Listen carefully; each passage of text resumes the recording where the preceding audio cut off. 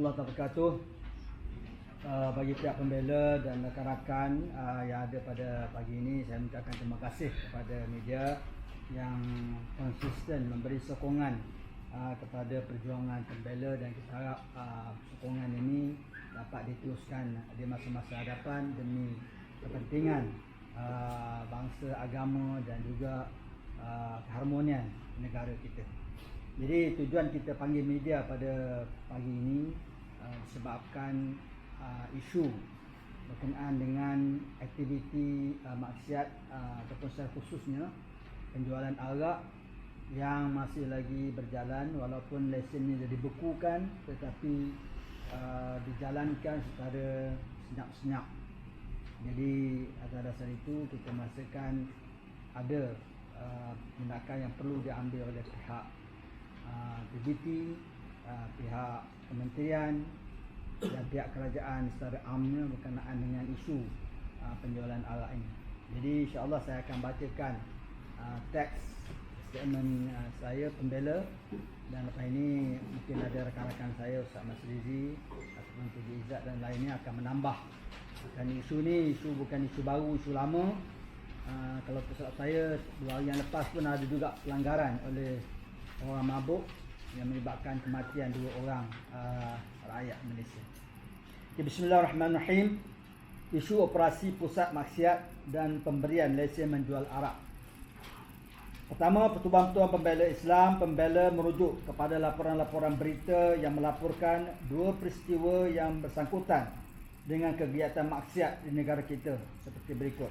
Pertama, selepas pembekuan pemberian lesen arak baru di wilayah persekutuan, NGO bukan Islam seperti Persatuan Peniaga Arak, Minuman Keras Cina Selangor dan Kuala Lumpur, Persatuan Hotel Malaysia, Persatuan Peniaga Minuman Keras Bersekutu Melaya, Persekutuan Perdagangan Cina Malaysia menuntut untuk berjumpa terus dengan Menteri Wilayah Persekutuan Tan Sri Anwar Musa bagi membincangkan isu ini supaya ditarik balik pembekuan pemberian lesen arak baru.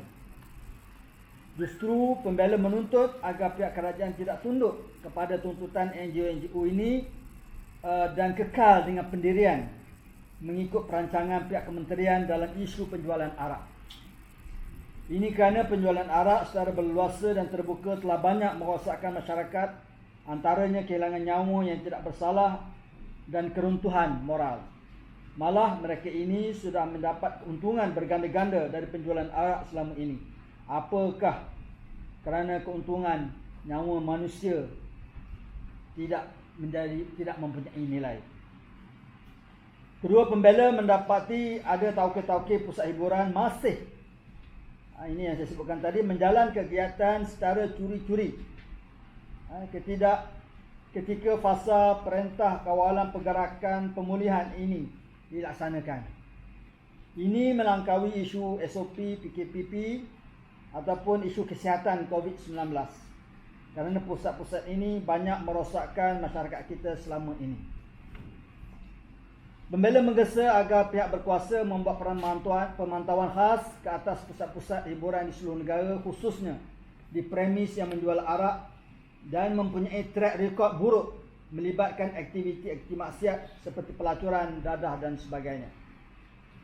Pemantauan ini perlu supaya ekosistem aktiviti yang mendatangkan kerosakan kepada masyarakat seperti pusat hiburan dan penjualan arak dapat dibendung pada waktu PKPP yang merupakan masa terbaik bagi mengubah pelbagai perkara yang mungkin mustahil untuk diubah atau disentuh oleh kerajaan di luar fasa PKPP. Kerana itu, pembela menggesa supaya kerajaan mengambil atau mengembalikan satu operasi yang kita namakan dahulu, iaitu operasi benteras aktiviti haram ataupun OKBAH yang pernah dilaksanakan dengan jayanya sebenarnya satu ketika dahulu, bila mana NGO Islam terlibat sama bagi menjayakan operasi pembenterasan maksiat dalam negara. Jadi pembela merasakan ini satu tindakan yang tidak wajar dibuat oleh pihak-pihak yang menguruskan pusat-pusat maksiat ini ketika PKPP masih dilaksanakan, tetapi mereka menjalankan tanpa mematuhi SOP yang telah ditentukan oleh pihak kerajaan. Bagi saya ini satu sikap yang tidak bertanggungjawab, yang tidak mengambil kira kesihatan rakyat Malaysia keseluruhannya. Karena impaknya bukan hanya kepada pengunjung-pengunjung pusat maksiat, tetapi kaum keluarga mereka, sanak saudara, tempat mereka bekerja dan sebagainya.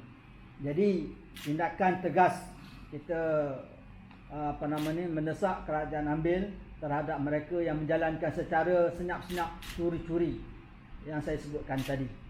Jadi ini kita harap dapat dilaksanakan secepat mungkin, dan kita tidak mahu dengar lagi ada aktiviti-aktiviti sedemikian berlaku dalam keadaan negara menghadapi pandemik COVID-19 pada hari ini.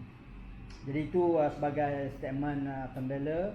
Jadi untuk menambah poin-poin untuk diutarakan kepada pihak rakyat dan juga pemerintah pada hari ini, saya jemput sahabat saya Ustaz Masriji selaku naib pengurusi kepada pembela untuk menambah, kerana beliau orang yang terlibat secara direct selama belasan tahun membentras pusat aktiviti haram ini bersama dengan pihak berkuasa tempatan di BKL, telah menziarahi, menggempur puluhan pusat maksiat. Jadi beliau adalah orang yang paling layak untuk bercakap. Dan kenapa concern kita kepada perkara ini, walaupun setengah orang nampak kecil, tetapi impaknya sangat besar kepada struktur rakyat, kesihatan rakyat dan juga dari segi hubungan antara kaum dalam negara ini.